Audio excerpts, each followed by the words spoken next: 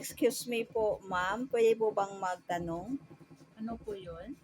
Pabor po ba kayo na bawasan ang pambansang budget ng spoiled brat na si Sara Duterte? Ay, oo naman. Sana noon pa. Dati gustong-gusto ko yan. Ngayon, hindi na. Nung malaman kong, naku, ang sama pala ng ginagawa niya. Isa rin pala, isa na sa gumagawa ng hindi mabuti. Sana noon pa yan na nalaman na nung maaga pa. At kung alam ko lang na ganyan, hindi na ako sana nagbuto sa kanya. Kasalanan din naman natin kasi nagbuto ako. Pero kung pwede lang, bawasan na. Kung pwede lang tanggalin na lang.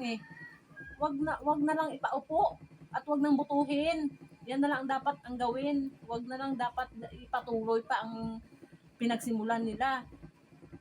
Kasi hindi na nga gumaganda yung kalalabasan ng ating